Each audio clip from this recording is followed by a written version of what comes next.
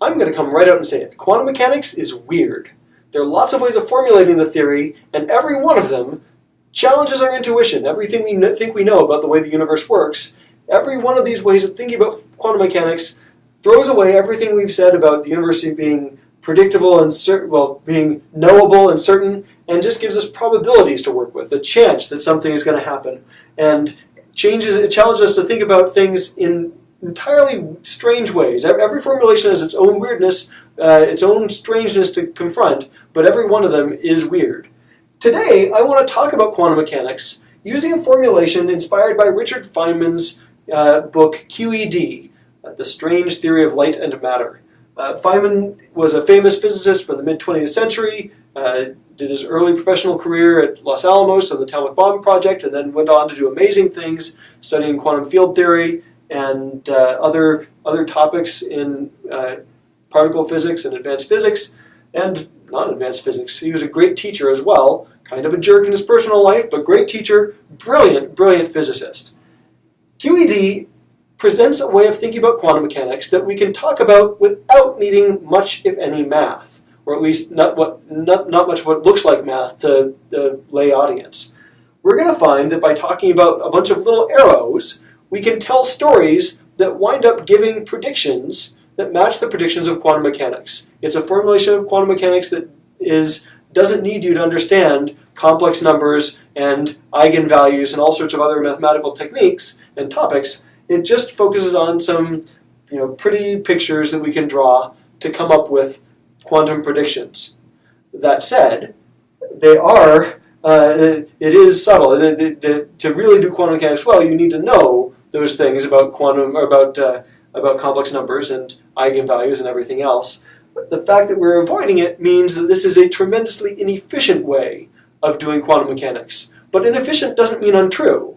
And the beauty of Feynman's QED and of this approach is that it is, in fact, truth about the universe. It's just truth that's couched in a language that is a bit more understandable at the price of being a bit less convenient.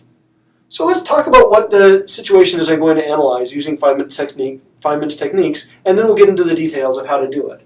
I've drawn here a picture of a laser shining laser light at a sheet of glass, and the laser is going to bounce off. Some of it will be reflected and picked up by a detector on the same side as the glass as the laser is. I hope that I'm assuming that this is pretty much straight on, but there's just enough of a tilt so these don't get in each other's way. I want to not focus on the angle part of this and just focus on bouncing straight on and off. It'll be pretty close to that. The thinner we can make the laser and the detector, the closer we can come to that idealized case. The other thing I'll say about the setup I've done here, I have written this in terms of a 20 centimeter distance here, 5 centimeters, and I have, in principle, scaled up the story I'm going to tell.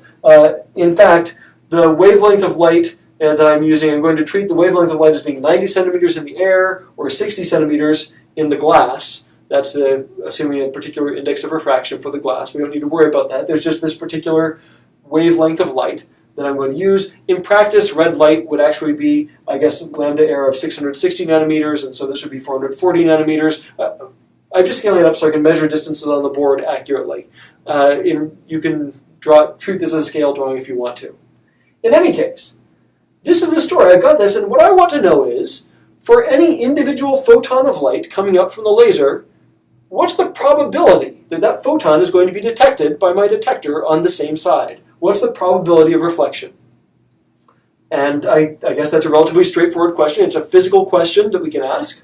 And in the end, the probability for any one photon will be the same for any other. So this will translate into what fraction of the light's total intensity will be reflected. The probabilities will be the same. The probability we get here will be the same as the fraction of the intensity. We don't know what's going to happen for any individual photon, but in the untold trillions of photons bouncing off in a bright light, in any sort of bright laser, we'll know that they'll add up to match those probabilities. So this is what I want to know. What's the probability that's going to come back and reflect back to me? Here's the idea of Feynman's approach to quantum mechanics, to the quantum mechanics of this situation. The idea is that we need to track all of the possible ways that this event could happen, the observation of a photon in the detector. And so there are some obvious ones. We could have a photon that comes out from the laser, bounces off the front surface of the glass, and enters the detector. Or we could have a photon that comes out, passes through the front surface, bounces off the back surface, passes back through, and reaches the detector. If we really wanted to, we could have 1, 2, 3, 4, 1, 2, 3 bounces and come back. We could have any number of bounces as long as it comes back to the detector. We'll see that these are the two that really matter. But this is to give us an idea of how this is going to work, what will happen. Now, what I need to do, Feynman says, look at each one of these paths, and then what we want to do is add up the probabilities in a particular way. In particular, we're not adding the probabilities. Each path is going to be associated with a little arrow that acts like a little mechanical stopwatch. It goes around and around and around. Each path starts with a little stopwatch at 12 o'clock, and when you start the timer, steadily over time, that arrow is going to process around, go around and around, just like an ordinary stopwatch would. Each path will have one of those arrows associated with it. The length of the arrow may change from time to time, the direction will change from time to time, but each path will get a final arrow associated with its detection in the detector. Our job in doing the quantum mechanical analysis here is going to be to find the sum of all those arrows. Add up the arrows. We'll do this specifically, but if I have this arrow and this arrow, I'll add them up, tip to tail, and that total distance then, we'll draw it, will give us something, will be the total arrow for the system. The little arrows are called probability amplitudes. There's a set of rules for how to figure out any one probability amplitude, but the key idea is, once we have the total arrow, that final sum of all the little arrows together, once we have that total arrow in the end, the length of the arrow squared, the total arrow squared, is the probability of actually measuring the event to happen. What's that look like for us? Okay, we need to find the arrows for each one of these two paths. And to do that, I'm going to follow the rules that I have written up here. I'm going to follow those rules. Let me draw a little clock face. I'll choose the bottom path first. So let me draw a little clock face to represent this path 1, the front surface path. Here is the center. I'm going to start at 12 o'clock with length 1. And let's see, 3, 6, 9, just giving myself a bit of a clock face to look at. Okay, I've got this clock set up. I'm starting, beginning at 12 o'clock, length 1 is how I start. And then what I need to do, my first rule is that this rotates as the photon travels. The arrow rotates. So the statement is that every wavelength, every lambda, it rotates a full rotation. That's the idea of what a wavelength is in this language. And so if the wavelength of my light is 90 centimeters, and I traveled 20 centimeters, 1/9 of 360 degrees is 40 degrees, 40 degrees, 4 times 9 is 360. So 20 out of 90, 2/9 is going to be 80 degrees. So traveling from this point to just before the reflection will get me an 80 degrees. That would be 90, so 80 is going to be here. So that is my point, still length 1, just before the reflection. Next, these two rules are going to come into play. At the reflection, since the path I'm considering is one that reflects, I shrink my arrow, so it's 0.2 times its original length. That 0.2, by the way, is based on the properties of glass with an index of refraction of 1.5. It's pretty typical for glass, it's about right. So it's going to be 0.2 long instead of 1 long. And because this is an air to glass boundary, I'm going from the air, the boundary is from the air to the glass. If I reflect off of that, Rule 4 says that I reverse the arrow. So these two together means that this was before the reflection. This says that after the reflection, so here's this point here before the reflection. If I look right after the reflection, that's this point here, right after it reflects, I will be length 0.2 times 1 is 0.2 and direction opposite. So length 0.2, and my direction would be just before 9 o'clock, at 80 degrees up instead of 80 degrees down. So, okay, I've got that. That really doesn't look quite like 80, does it? But you get where it's supposed to be on my clock face. Okay, next, I bounce back, and it's 10 centimeters to the detector. Those 10 centimeters, that's 1/9 of the way around. That's 40 degrees. So I'm going to go 10, 20, 30, 40. I'm going to have an arrow that's still length 0.2, and it points directly at the 10 o'clock direction. That's what I have. Why is there a 1 up here? I don't remember why I drew this 1. I'm going to have an arrow that's length 0.2 and pointing at the 10 o'clock direction. That's my story. This is the probability amplitude arrow associated with the first path that I labeled path number 1. Next, let me label this dashed line path, path number 2, and I will draw myself a little clock face, a little stopwatch for that one as well. 12, 3, 6, 9, 1, 2, 3, 4. Okay, there we go. I got this, and I will go ahead and start again. This path starts the same way, length 1, and pointing straight up. And for this, I'm going to follow the same sort of story. I'm going to bounce. I'm going to go the 20 centimeters to just before. That'll be, again, 80 degrees. So this will be length 1. Again, just before this boundary. This time, though, I pass through the boundary. And officially, I'm supposed to shrink when I go through the boundary by a factor of the square root of 0.96, which is about 0.98. Because that's so close to 1, and it's so much bigger than the 0.2, I'm going to treat that as being basically 1. So if I go through, maybe I could draw this as being a hair shorter, but not really, much shorter. I'll still think of that as a length 1 arrow for now. And I went through a boundary, so I didn't reflect. Now I continue moving. I continue on, and as I continue in there, I'm going to go 5 centimeters. Since I'm in the glass, my wavelength is different. 5 centimeters, where 60 centimeters is a full wavelength. 10 centimeters would have been a sixth of the way around, which would be 60 degrees. So this is 30 degrees. I'm going to go 30 degrees.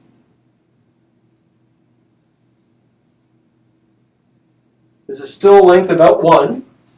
30 degrees farther on, and that's just before this bounce. Now, if I look just after the bounce, what do I have to do? To make the bounce happen, I consider these rules. I shrink when reflected by a factor of 0.2, so I will shrink to 0.2.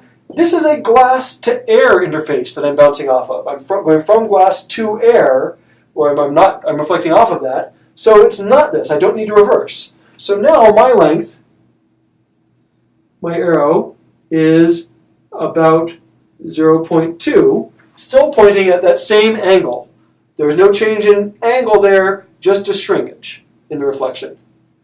Now I travel back through again to just before that interface, just before I come back out of the glass. That's another 5 centimeters out of 60, a 12th of the way around, an hour, 30 degrees. So that's aiming for here. Length is still 0.2. No new shrinkage happens. But directed 10 degrees short of the 5 o'clock hour on there. Next, I pass through the interface, and again, passing through an interface, I shrink. Again, the factor is just a 0.98, so I'm still basically that same 0.2. So there's no real change there. And I didn't travel at all. I'm just passing through. It was supposed to be the same length. Didn't quite look like it did it. Okay, about 0.2 still. And finally, that got me here. I go those 10 centimeters left. And remember, that's 10 centimeters in the air again. 10 out of 90 is a ninth. A ninth is 40 degrees. That's going to take me to here, straight down, Again, my length is about 0.2, straight in that 6 o'clock direction. So now I have my little arrows, my two final arrows for these two possible processes. I've done that little comparison of those two arrows. What I need to do now is to find the total arrow that goes with those. And so I'm just going to add them up tip to tail. I'll take this one that's going, this is 60 degrees down from vertical, so it goes something like this. Length is 0.2, and this angle is 60 degrees. And this one, its length is also about 0.2. And the angle straight down, if that's 60, then this is 60 degrees. And so my total arrow is the sum of those. I just add them up, I just combine them. That means I go from the tail of the earliest one to the tip of the last one, and this is my total. This is my total probability amplitude. It's that little arrow. I just added the arrows together. That's my total. And as it happens, okay, this isn't drawn perfectly to scale, but if this is a 60-degree angle and those two sides are equal in length, this is part of an equilateral triangle. My total arrow, in this case, actually has a length of about 0.2. So then the probability is 0.2 squared, which is 0.04 or 4%. So that tells me that for this particular light and this particular thickness of the light, that 4% of the photons will find themselves reflected back. I have a 4% chance of that reflection happening based on adding up these little arrows. By coincidence, that happens to be exactly the same answer I would have had if there hadn't been a back wall at all, if it had been an infinite block of glass and just in the only path of been bouncing off the front, I would have had the same thing. But you can see that was only the coincidence that these sides were the same length as the total. Just for instance, if I had instead had a 10 centimeter thick sheet of glass, another 5 centimeters, if instead I had a 10 centimeter sheet of glass, you'd find that this picture would be exactly the same since it bounced off the front. But the one over here would have looked different, right? Instead of going for 5 centimeters and therefore 30 degrees inside, I would have gone 60 degrees. So this one would have moved here, then I would have reflected, and then I would have gone 60 degrees further on the way back. So this would be the reflection. This would be coming back out. And then I would have gone those 40 degrees further to here. I would have had the same length arrow, 0.2, but it would have been going at the 8 o'clock direction instead of at the 6 o'clock direction. And if I had had that, if I had done that instead, then I would have had my same first arrow here, and I would have had a second arrow that would have looked like this in the 10 centimeter case. And then my total for the 10 centimeter case would have been this longer distance, and that would add up to be more than that 0.2. We could probably work out the exact distance. I think that comes out to be about 0.34 for the length. And that 0.34 length would give a probability of 12%. So we'd have a much greater reflection if this were 10 centimeters thick instead of 5 centimeters thick, scaled up to scale from our actual values. But that's how this would work, that you just take those arrows, you find the arrow for each path separately, and then you add them up tip to tail to find the total probability amplitude, and it's the length squared of that arrow that gives you the answer. The beauty of this, as you can see, is that for some angles, at some angles, those arrows will cancel each other out perfectly. And I suppose if I hadn't had any angle here, if I hadn't had any travel and it just bounced off of an infinitely thin sheet, I would have wound up with my 0.2 going that way, or that way in the end. It would have canceled out with this one perfectly.